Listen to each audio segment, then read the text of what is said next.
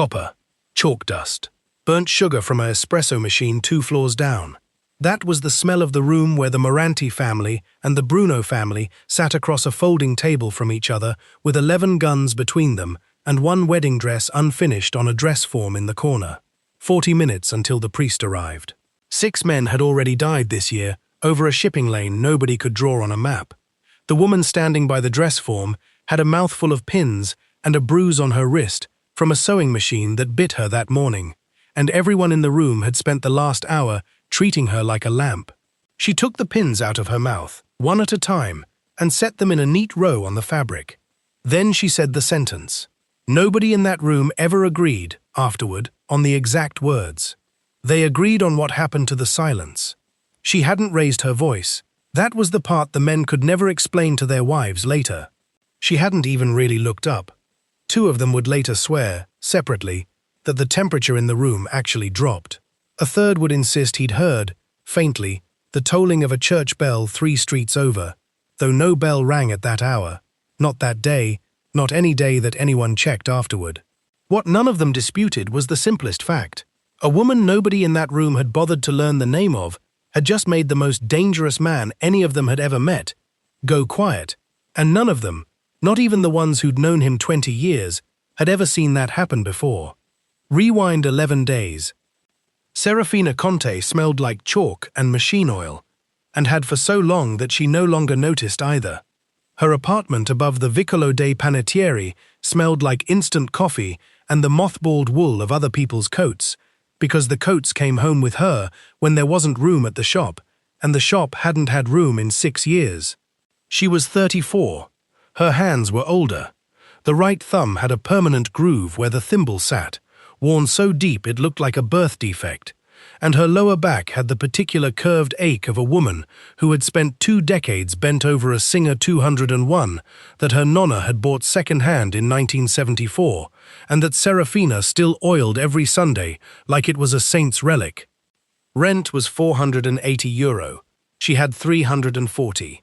The gap, €140, sat in her chest like a swallowed stone, and she did the arithmetic on it 11 times a day, the way other people checked their phones. Her father needed his blood pressure medication refilled by Thursday, €22, non-negotiable, because the last time he skipped a week, he'd ended up grey-lipped on the kitchen floor and she'd had to carry him herself because the ambulance was 40 minutes out on a feast day. Her mother had been dead 9 years. Nobody had replaced her, least of all Serafina, though people kept expecting her to. At Bottega Alfano, where she worked 6 days a week hemming trousers, for men who called her the seamstress instead of her name, she ate lunch standing up, over the trash can, so as not to get crumbs on anything that mattered. Old Alfano paid her €9 an hour under the table and told her she was lucky he didn't report the hours to anyone, as if employing her badly were a form of charity. She wore the same 3 blouses in rotation, hand-washed in the sink because the laundromat was €2.50 a load, and she did the math on that too. Her shoes had a hole in the left sole, the exact shape of a 50-cent coin, and she had learned to walk in a way that kept the wet out until the rain got serious. It wasn't poverty that wore her down.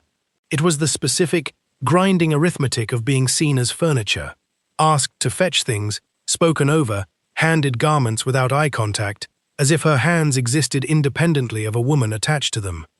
Customers stepped around her the way they stepped around a coat rack. A man named Recupero, who owned 3 pharmacies and had his suits made twice a year, once handed her his jacket without looking up from his phone and said, "Take in the waist, 2 centimeters, same as always." Though it was the first time she had ever touched his jacket. Alfano had done the alterations the year before. Recupero hadn't noticed the change in hands. He never noticed anything below his own collarbone. She kept a small spiral notebook in her sewing kit, the pages soft at the corners from handling, where she wrote down measurements and, in a separate column she never showed anyone, small tallies of money, what she was owed, what she owed, what her father's pills cost this month versus last, the exact euro difference between the bus and walking, multiplied out over a year to prove to herself that the blisters were worth it. €22 saved by December, if her shoes held. Her shoes would not hold. She had already decided not to think about that until October. Twice a week, she stopped at the Chiesa di Santa Rosalia on her way home, not to pray exactly. She had stopped trusting prayer around the time her mother's chemotherapy stopped working, but because the church was warm and free, and nobody asked anything of her inside it. She sat in the back pew with her canvas bag on her knees and let her spine unclench for 11 minutes at a time, timed against the tolling of the quarter-hour bell, and then she stood up and walked the rest of the way home before the warmth left her joints. Her father, Vincenzo, had been a dock worker for 31 years before his heart gave out on him the way dock work eventually gives out on every man who does it long enough. He sat by the window most days now, watching the street, asking her the same 3 questions every evening. Had she eaten? Had she been paid? Was the Alfano boy still bothering her? A question that had outlived the Alfano boy himself, who had moved to Milan 4 years earlier and never bothered anyone again. She answered patiently every time. It cost her nothing extra, and it seemed to cost him something if she didn't. "You work too hard for people who don't see you," he told her once, not unkindly, his hands, dock hands, thick and scarred even now, wrapped around a cup of chamomile tea he drank, because coffee had been forbidden by 3 separate doctors. "Somebody has to hem their trousers, Papa," she said, and he laughed, the laugh turning into the small, dry cough that always frightened her more than she let on, and she changed the subject to something safer, the weather, the neighbor's cat, anything that wouldn't end in a conversation about what would happen to him if she ever stopped being able to afford his medication. Morning arrived the way it always did in that quarter of the old city, with the smell of frying dough from the panificio and a fine grey drizzle that never quite committed to rain. Serafina walked the 11 blocks to the shop with her sewing kit in a canvas bag that had been her nonna's, the strap mended so many times it was more thread than original canvas. She did not know, walking those 11 blocks, that 40 kilometers away, a man was standing in a hallway that smelled of gun oil and orange blossom, doing arithmetic of his own. A different kind, with a different currency, but arithmetic all the same. Salvatore Moranti smelled like cedar and gunmetal, a scent that preceded him into rooms by roughly 4 seconds, which was exactly long enough for grown men to stop talking. He was 51 years old and had not raised his voice in public in over 20 years, because he had learned early that quiet was more frightening than loud, that a soft voice made men lean in, straining, desperate not to miss the thing that might kill them. 11:42, 18 minutes until the call from Palermo. His niece's wedding was in 9 days. The dress that mattered, the one that would be photographed by 400 guests and printed in at least one newspaper that pretended not to notice who these families were, was unfinished, and the woman who had been contracted to finish it, a cousin of a cousin from Catania, had disappeared 2 days earlier, along with an envelope of cash, and more urgently, a folder of documents she should never have had access to. The documents were shipping manifests, numbers on a page, until you knew what the numbers meant, and then they were 400 kilograms and 11 names, and a rival family, the Brunos, who would very much like to know both. "She's gone," said his cousin Nino, standing in the doorway with his hands, doing something anxious near his own collar. "The dress, everything. She took it with her, Salvo. We don't know where. How much does she know?" "Enough." Salvatore did not shout. He looked at the window, where the drizzle had started, grey and unbothered by anything happening indoors, and he said, very quietly, "Find her before the Brunos do. If you can't find her, find someone who can finish that dress in 9 days, because if that wedding doesn't happen on schedule, in that dress, in that church, with 400 people watching us look like a family that has its affairs in order." He didn't finish the sentence. He didn't need to. Nino's face had already done the math. It wasn't a wedding anymore. It was a proof of life for an entire organization. 3 men had gone quiet in the room when he stopped talking. That was the currency he dealt in. Silence. And what people would do to end it. Salvatore Moranti had inherited the family at 31, the year his father was shot twice in the throat outside a fish market, for a debt that turned out, afterward, to have already been paid. He had spent the 2 decades since building a reputation for arithmetic instead of temper, a man who solved problems the way an accountant solves a ledger, Quietly, exactly, with no interest paid on grievances he didn't need to collect. Men who worked for him said, in the kind of hushed voice usually reserved for weather warnings, that Salvatore never raised his hand and never needed to, because everyone in the room had already done the math on what happened to the last man who made him. His niece Concetta was the daughter of his dead brother, and she was the closest thing to a child he had, since his own marriage, 20 years earlier, had produced no children and had ended, eventually, in a quiet annulment that the church had granted faster than anyone expected, for reasons everyone understood and nobody discussed.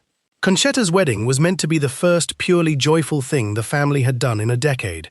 No funerals disguised as celebrations, no truces dressed up as toasts. That the dress had become, without her knowledge, a courier for 400 kilograms of shipping data was a fact Salvatore intended to keep from her for as long as physically possible, because some burdens a man did not hand to a 23-year-old bride 2 weeks before her own wedding. He stood at the window of his study, which overlooked the courtyard where the orange trees dropped their bruised fruit onto stone that nobody bothered to clean until it rotted into the cracks, and he thought, not for the first time, that he had built an empire out of other people's fear and had somehow ended up with almost nothing in the house that smelled like anything other than that fear. Nino returned within the hour with 3 names, women in the old city with reputations for fine needlework, one already retired, one recovering from surgery, one, an unknown quantity, working 6 days a week under an old tailor named Alfano for wages that made Nino wince reading them off the paper. The third one, Salvatore said, tapping the paper once. The one nobody's heard of. I don't want anyone who talks to the Bruno's wives at the market. I want someone invisible enough that nobody thinks to ask her anything. It was, in its way, the first time in the entire crisis that he had thought about Serafina Conte as anything other than a name on a list, and even then, he thought of her only as a tool, the way a man thinks of a good lock before he's ever needed to trust what's behind it. By midday, the drizzle had thickened into something closer to real rain, and Nino, sweating despite the cold, because a man who fails Salvatore Moranti sweats regardless of temperature, was making calls up and down the old city, looking for a seamstress good enough and quiet enough and cheap enough to save a wedding and, without anyone saying it aloud, a war. Old Alfano gave up Serafina's name for free. He didn't even ask why. When Nino's man in an unmarked grey Alfa Romeo came to fetch her from the trouser rack at 4 in the afternoon, Alfano actually looked relieved, as if he'd been waiting years for someone to take this particular piece of furniture off his hands. She came into the Moranti villa the way she came into every room, head down, hands busy, invisible on purpose, because invisible women don't get their rent raised out of spite. The villa smelled of orange blossom from the courtyard trees, and, underneath it, the flatter mineral smell of gun oil that nobody bothered to hide anymore, because everyone who came this far past the gate already knew what kind of house it was. They put the dress form in front of her, half a wedding gown pinned crookedly to it, silk duchesse the color of unpolished ivory, 400 meters of it not yet meeting itself at the seams. Nino explained, badly, that she had 9 days. He did not explain the rest of it, but he didn't have to. The men standing along the walls had the specific stillness of people guarding something they were afraid of losing. She looked at the dress. She looked at the room. She said, I need my own machine. That one's not mine, and I don't trust needles I haven't broken in myself. Someone laughed, not kindly. Only the seamstress, muttered a Bruno cousin who happened to be in the room negotiating an unrelated grievance about a warehouse. The families still did occasional business, the way rival gas stations still occasionally borrowed each other's tow truck, worried about her needles. There's a war coming, and she wants her sewing machine. Serafina didn't look up from the hem she was already measuring. It wasn't defiance. It was arithmetic. She needed the machine, or the dress would take 12 days instead of 9, and nobody in that room had given her permission to fail. 4 days passed in the particular blur of a woman doing the only thing she'd ever been good at a scale she'd never been trusted with. Her own machine arrived, wrapped in a moving blanket like a body, and she oiled it in front of everyone the way she oiled it every Sunday at home, unhurried, because a rushed machine skips stitches, and a skipped stitch on 400 meters of silk duchesse was not a mistake she planned to make twice. She ate standing up in the villa kitchen too, out of habit, until the cook, a wide, quiet woman named Assunta, who smelled permanently of basil and bleach, put a chair under her without a word and stood over her until she sat in it. Nobody had done that for Serafina in longer than she could easily remember. She noticed it the way you notice a held breath finally released, and said nothing about it, because saying something about it would have made it a bigger thing than either of them could afford. On the second day, Salvatore came to the sewing room himself, unannounced, which Nino later told her almost never happened, that visitors to the villa waited for Salvatore, never the reverse. He stood in the doorway for a long moment, the cedar and gunmetal smell of him arriving before he did, watching her feed silk under the needle at a speed that made the machine sound like a held note rather than individual stitches. "You haven't asked what's in it," he said finally. Not what she'd expected, not a question about the dress at all. "You'll tell me if you need me to know," she said, without looking up, because looking up in the middle of a seam, this delicate, was how you ended up with a pucker that would show under wedding photography, lighting for the rest of a marriage. "And if you don't tell me, then whatever it is, it's safer for both of us if my hands are the only part of me that touches it." He considered that longer than the sentence seemed to require. Then he said, "4 days from now, I'm going to ask you to do something with this dress that has nothing to do with sewing. I want you to say no if you're going to say no now, so I can find someone else before the wedding, not after. Ask me now then." He almost smiled. It didn't quite arrive. "Not yet," he said, and left, and the room exhaled the way rooms exhaled around him, though Serafina noticed she hadn't held her own breath the way the men in the hallway had. She wasn't sure what that meant about her, and she didn't have time, that week, to find out. She worked past midnight most nights that week, alone in the sewing room with a single lamp angled over the dress form. The rest of the villa gone quiet around her, except for the occasional creak of a guard changing position in the hallway. It was the only part of the day that felt like hers. At home, the machine's rhythm competed with her father's television, the upstairs neighbors' arguments, the traffic on the Via Alloro. Here, in a house built to keep out an entire rival family, the silence around her sewing had a strange purity to it, and she found herself, more than once, forgetting for whole stretches of an hour that the dress in front of her had anything to do with guns at all. Assunta brought her tea at 11 most nights without being asked, always chamomile, always with a small plate of taralli she pretended were left over from the kitchen and clearly were not. "You eat like a bird and you work like a mule," Assunta told her once, setting the plate down with the particular briskness of a woman who had raised 4 children and buried a husband and had no patience left for false modesty. "Eat the biscuits. Nobody's counting."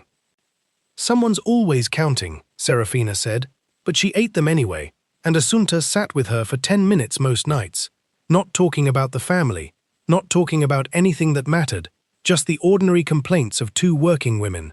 Bad knees, worse weather, a nephew who wouldn't call his mother enough, and it was, Serafina thought later, the closest either of them came in that whole strange fortnight to simply being off duty. On the 3rd day, one of the younger cousins, a boy named Pino, who ran errands and clearly wanted to be trusted with something more dangerous than errands, tried to make conversation by asking her how much the Morantis were paying her, in a tone that suggested he already assumed the answer would embarrass her. "Enough," she said, which wasn't true, and Pino laughed the way people laughed when they thought they'd caught someone in a lie, and told 2 of the other men, and by evening, the story going around the kitchen was that the seamstress thought herself above her wages, which wasn't what she'd said, but which was the version of her that was easier for the house to hold on to, until it wasn't anymore. By the 5th evening, the rain had stopped entirely, and the villa smelled, for one uncharacteristic afternoon, of nothing more sinister than drying stone and the lemon oil Assunta used on the long dining table before any meal that mattered. Serafina had learned, by then, to read the house the way she read a hem, by tension, by where the fabric pulled. That afternoon it pulled everywhere at once. Extra men at the gate. Nino on the phone, in 4 different rooms within an hour. each call ending the same way, with him pressing his palm flat against his own sternum, as if checking his heart was still behaving. "The Brunos are coming tomorrow," Patino told her, delighted to know something before she did, for once. "Don Bruno himself.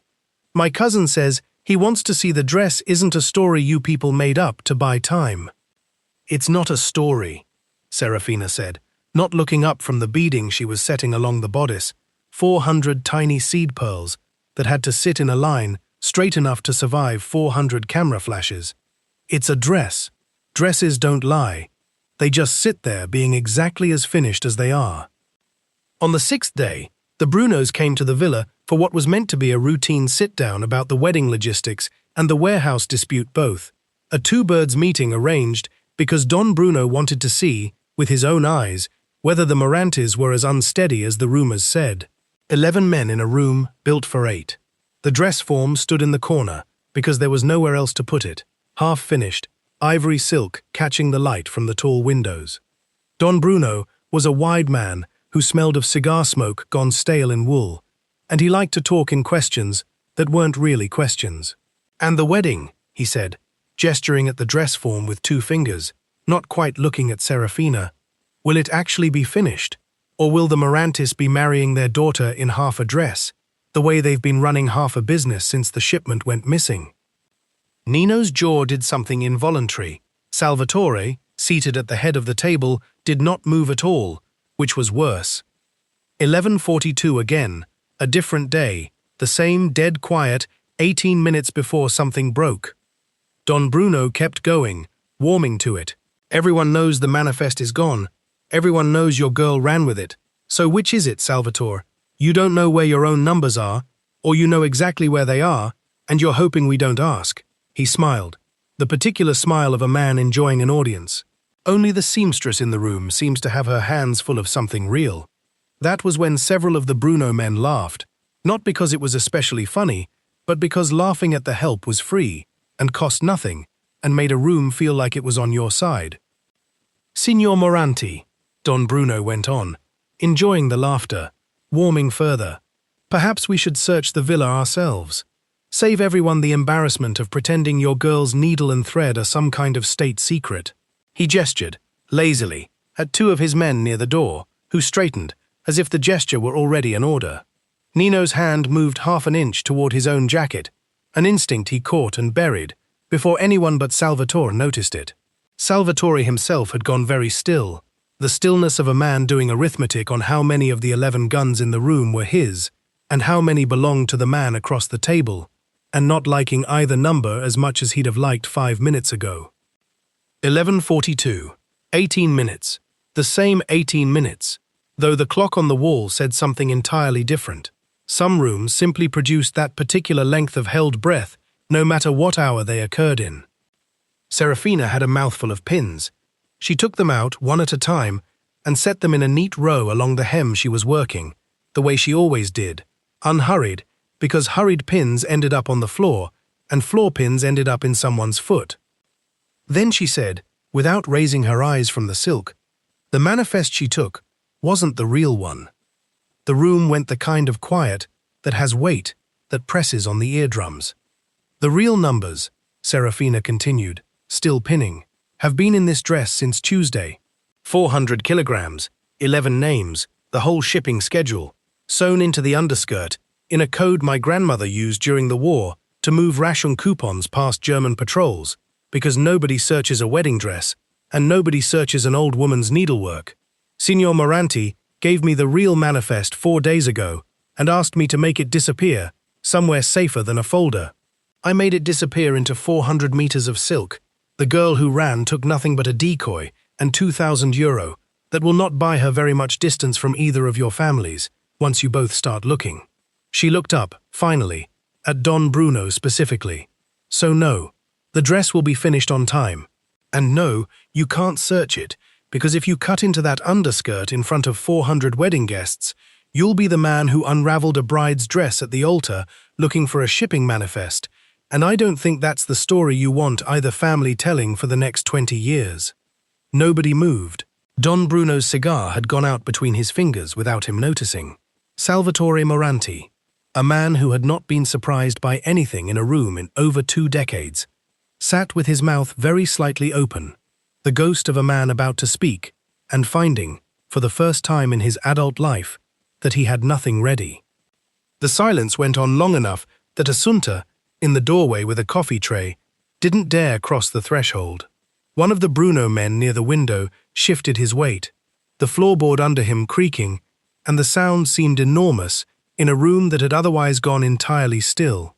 Nino's eyes moved from Serafina to Salvatore and back again, doing the calculation every man in that room was doing at slightly different speeds, that whatever had just happened had permanently rearranged something about who held the leverage in that villa, and that no one, least of all Salvatore, seemed prepared to say so out loud yet. It wasn't a threat Serafina had made.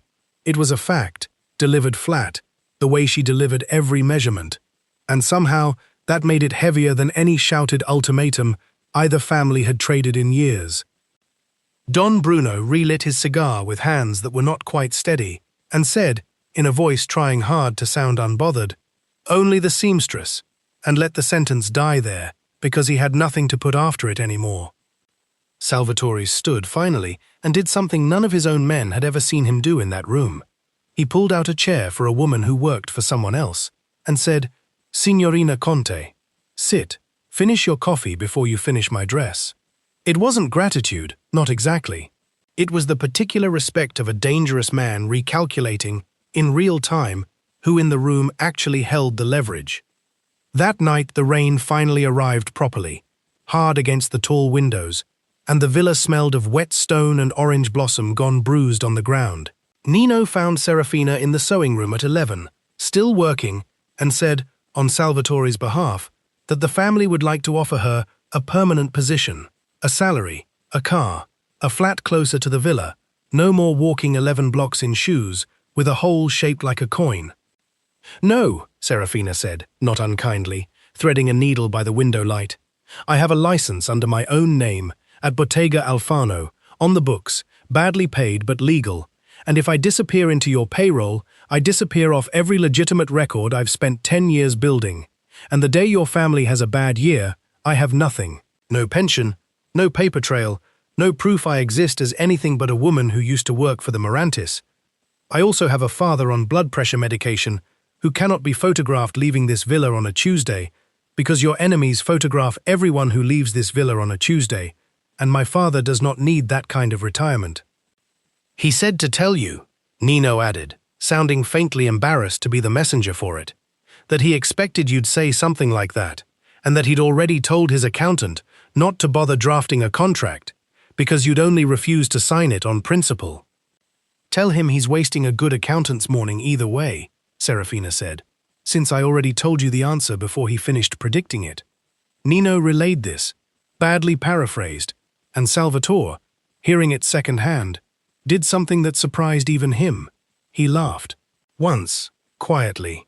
Then he sent her home in the grey Alfa Romeo, with the finished portion of the dress locked in a case, and a manila envelope of cash for the work already done. No strings stated, though everyone in that car understood there were strings. There were always strings. They were simply being left loose for now. She went back to Bottega Alfano the next morning and hemmed trousers for €9 an hour and told herself, the whole 11 blocks home, that it had been a strange week and nothing more, the kind of story she might tell her father over dinner and never repeat again. Alfano noticed something different about her without being able to name it, and did what men like Alfano always did when a woman came back from somewhere unexplained, looking steadier than she'd left. He found small ways to needle her, asking twice in one afternoon whether she'd learned any new tricks wherever she'd been, in a tone that made the question sound dirtier than it was. She let it slide off her the way rain slid off the good coat she still didn't own, and hemmed the trousers in front of her, and said nothing, because saying something cost more than it bought. Her father asked, over dinner, where she'd been for a week, and she told him a half-truth. A large commission, a wedding dress, more money than usual, and watched him do the arithmetic himself, the way he always did, landing not on suspicion, but on relief, because for 1 week, The numbers in the house had briefly made sense. And Vincenzo Conte had spent 31 years on the docks, learning not to ask questions about money, that finally, for once, arrived enough to matter. "Good," he said simply, and drank his chamomile, and didn't ask anything further, though she saw him glance twice at the manila envelope she'd tucked, unopened past the first count, into the drawer beneath the silverware, the drawer that had held emergency money since before Serafina was born, empty for the last 2 years. It lasted 4 days. On the 4th day, her landlord posted a notice on her door. Rent increase, €110 a month, effective immediately. No explanation offered because none was owed. And on the same afternoon, her father's pharmacy called to say the price of his medication had gone up, again, and the stone she carried in her chest doubled its weight inside an hour. That evening, a boy she didn't recognize, maybe 15, dropped an envelope through her mail slot and ran before she reached the door. Inside was no note, just a single bus ticket to the villa and, folded inside the ticket, a business card for a tax consultant, the good kind, the kind who charged €400 an hour to firms that were entirely legal, with a note in unfamiliar handwriting. Paid in full, 3 months, no obligation attached. He said you'd want that clarified before you'd even consider it. It wasn't romance. It was the particular, humiliating relief of a woman who had done the arithmetic on her own dignity, and found that dignity, this month, cost more than she had. She went back on the 5th day. She told herself it was a beautiful trap, and went anyway, eyes open, which her nonna always said was the only kind of trap worth walking into. The second test came at the rehearsal dinner 2 evenings before the wedding, though Serafina would come to think of the rehearsal and the ceremony itself as one long-held breath split unevenly across 3 days, which the Brunos attended under a fragile truce that everyone in both families understood to be exactly as durable as the dress's stitching. 200 people in a hall that smelled of roasting lamb and candle wax, 4 long tables, and a string quartet nobody was listening to.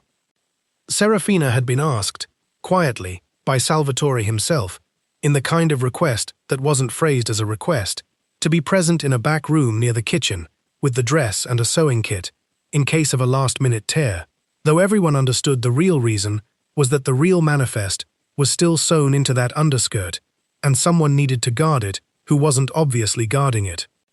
The catering had been contracted out to a firm from Catania that neither family fully trusted, but both had agreed to, on the theory that a neutral kitchen was one less thing to fight about that week.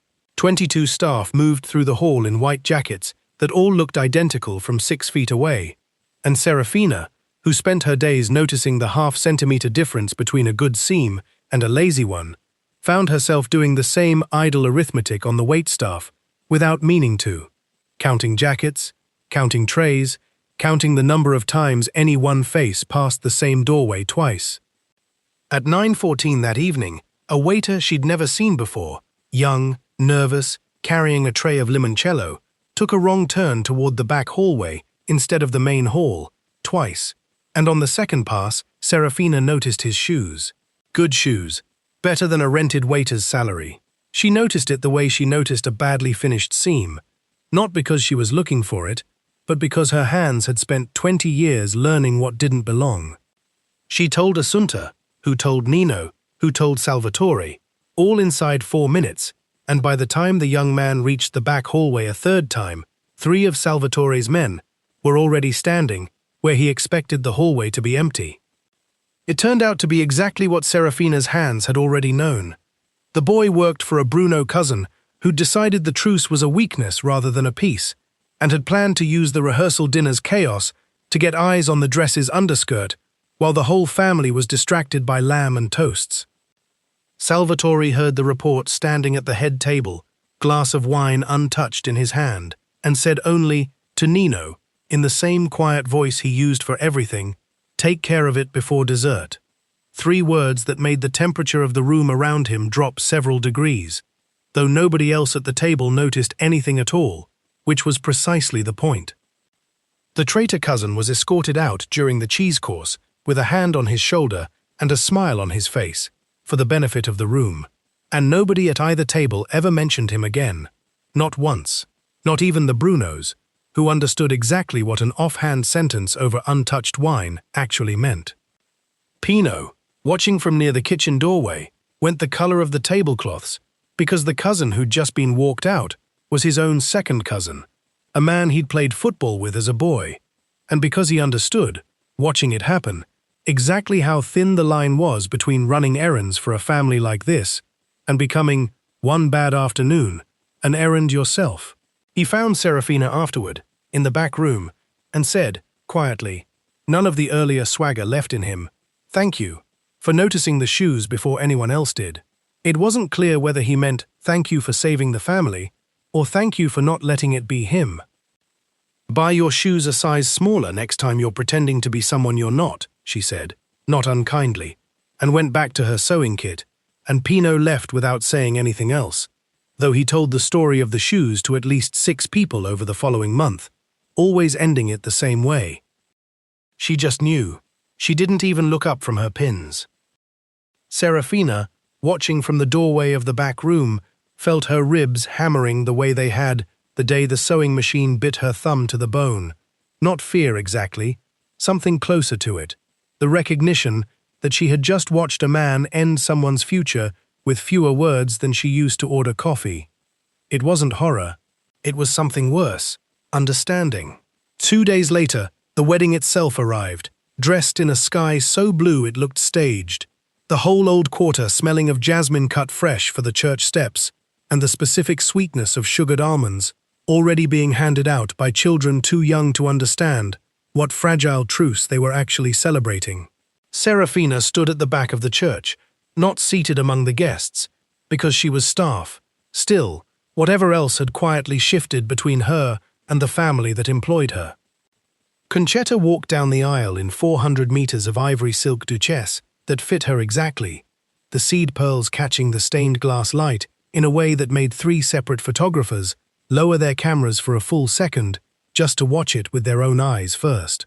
Nobody in that congregation, not even the bride, knew what the underskirt had carried, and it would stay that way for years, long after the shipping dispute had been resolved through channels far duller than gunfire, insurance paperwork mostly, and one very expensive lawyer in Rome, because Salvatore Moranti believed, with the same certainty he believed in arithmetic, that some knowledge should die with the people who needed to carry it, and no further. Serafina watched Salvatore during the ceremony rather than the bride, which she told herself was professional vigilance, and which was not entirely that. He stood in the front pew in a charcoal suit that fit him the way only bespoke wool fits a man who has never once in his adult life had to consider the price of fabric. And for the length of one hymn he looked back, once, toward the rear of the church, found her, and held it a half-second longer than a glance requires. It wasn't romance, it was recognition, the particular kind 2 people share when they've both just watched the same impossible thing succeed, and neither of them can say so out loud in a church full of relatives. The reception ran until well past midnight, 400 guests, thinning slowly to 200, then 80, then the family itself, until the hall smelled of melted candle wax and cold lamb fat, and the particular exhaustion of a house that had just survived something without ever admitting, publicly, that there'd been anything to survive. Salvatore found Serafina in the back room, packing her sewing kit with the same unhurried care she gave everything, and he did something he hadn't done in the company of a woman who wasn't family in longer than he could remember. He sat down across from her, uninvited, and poured 2 glasses of limoncello from a bottle Assunta had left behind. "You could have said nothing about the waiter," he said. "Half the seamstresses in this city would have looked at good shoes on a bad uniform and decided it wasn't their business. It became my business the day your family put a shipping manifest in my hem." She didn't drink yet. She turned the glass in her fingers, the same fingers with the permanent thimble groove, and said, "I grew up 2 streets from where you did. My father worked the docks before his heart went bad. I know the smell of a house like this because it's the same smell as the one I grew up in, before yours got bigger and mine got smaller." Salvatore's hand, resting on the table, moved half an inch toward hers, not quite a touch, and then it was, 2 fingers against the bruised wrist where the sewing machine had bitten her weeks ago. the mark still faintly yellow-green at the edges. He didn't say anything about it. He just held his fingers there, against the bruise, the way you'd hold pressure on something that needed it. "Same dirt," he said. Not a question. "Same dirt," she agreed, and didn't move her wrist away, though her pulse was doing something under his fingers that had nothing to do with fear. Pess. For 2 years, I didn't stop them being right about the smell. I stopped them being able to say it to my face, and that was the whole education, really. Not becoming someone who didn't smell like fish, becoming someone nobody said it to. My grandmother sewed coupons into hems to feed 6 children through a war she didn't start, Serafina said. I grew up thinking a needle was the only weapon a woman in my family was ever handed, and that it was supposed to be enough, and mostly it wasn't, and I hated it for not being enough, and I kept doing it anyway, because it was the only thing that was mine. It was enough 2 weeks ago, he said, in a room with 11 guns in it. That wasn't the needle, she said. That was arithmetic. I've been doing arithmetic my whole life. Rent, medication, bus fare. The manifest was just a different column. He turned her wrist over, gently, so her palm faced up, and looked at the calluses there, the flattened pad at the base of her thumb, the thin white scar across 2 fingers from a rotary cutter years ago, the permanent groove worn by the thimble, the way another man might look at a woman's rings. I could give you a house where you never touch a needle again, unless you want to, he said quietly. I know, she said. That's exactly why I won't take it. A woman who stops needing her own hands, stops being trusted by anyone who matters, including herself. Ask your niece's dress. It only worked because nobody thought to search it. The day I stop being ordinary in this city is the day I stop being any use to you, and probably the day I stop being any use to myself. He didn't argue. He simply nodded, slowly, the way a man nods at a ledger that balances whether he likes the total or not, and refilled her glass without asking, which she let him do, because some kindnesses cost nothing to accept. The silence after that had a different weight than the silence in the meeting room 10 days earlier. This one wasn't the silence of a room recalculating leverage. It was the ordinary, human quiet of 2 tired people who recognized something in each other that neither of them planned to name out loud, because naming it would make it a thing they'd have to do something about. She drank the limoncello. It was too sweet, the way it always was in that region, and she said so, and he laughed, the second time in 11 days, which someone would later tell her was more than his own brother had gotten out of him in a year. Nothing else happened. His fingers left her wrist eventually, and she finished packing her kit, and he walked her to the grey Alfa Romeo himself, which the driver found unusual enough to mention to Nino the next morning, who did not repeat it to anyone else, because some things were understood to matter too much to gossip about. At the car door, with the rain starting up again, it always seemed to be starting up again in that city, Salvatore said, "The wedding's in 2 days. After that, there's no more reason for you to be at the villa." Serafina considered this the way she considered a hem that didn't quite sit right yet. "There's a button missing on the groom's jacket," she said. "Left cuff. Nobody's noticed. I'll come Thursday to fix it." It wasn't a declaration of anything. It was a woman finding, with brutal practicality, the smallest possible reason to stay exactly long enough to see what happened next. He watched the car pull away through rain that had gone the color of pewter under the streetlights, and for the first time in longer than he could remember, Salvatore Moranti found himself doing arithmetic that had nothing to do with shipments, or manifests, or wars, just the number of hours until Thursday, and whether that felt like a long time or not nearly long enough. Inside the car, Serafina sat with her sewing kit on her lap and her wrist still faintly warm where his fingers had rested, and told herself, in the same flat, practical voice she used for rent and medication and bus fare, that this was a complication she had not budgeted for and could not afford, and that she would think about it properly tomorrow, once she'd slept, once the adrenaline of the evening had worn off enough that she could trust her own judgment again. She did not sleep well. She lay awake instead doing the arithmetic anyway, what it would cost her, in every sense the word could mean, to let a man like that matter to her, and what it would cost her not to, and found, for the first time in longer than she could remember, that she didn't have an answer that balanced. Her father's light was still on down the hall, When she finally gave up on sleep entirely, she heard him shift in his chair by the window, the small dry cough, the particular rustle of a man pretending to read a newspaper he'd already finished twice. She didn't go to him. She lay in the dark instead, listening to the rain start up yet again against the glass, and let herself, just for a few minutes before dawn, imagine a version of her life where the numbers finally, for once, worked out in her favor. So that's where we leave Serafina Conte and Salvatore Moranti, a seamstress who ended a family war with one flat, unshowy sentence about a hem, and a man who has spent 2 decades being the most dangerous person in every room he enters, suddenly counting the hours until Thursday like a teenager. Does she walk back into that villa with her eyes open and get out again in one piece? Or has she already sewn herself into something with no clean seam left to unpick? And what happens when the Brunos realize exactly how much they lost that night at the rehearsal dinner and decide it's time to even the ledger? Tell me in the comments what you think happens to Serafina next. If this one got its hooks into you, hit like, share it with someone who needs a good slow burn, and subscribe with the bell on for the next chapter of this story.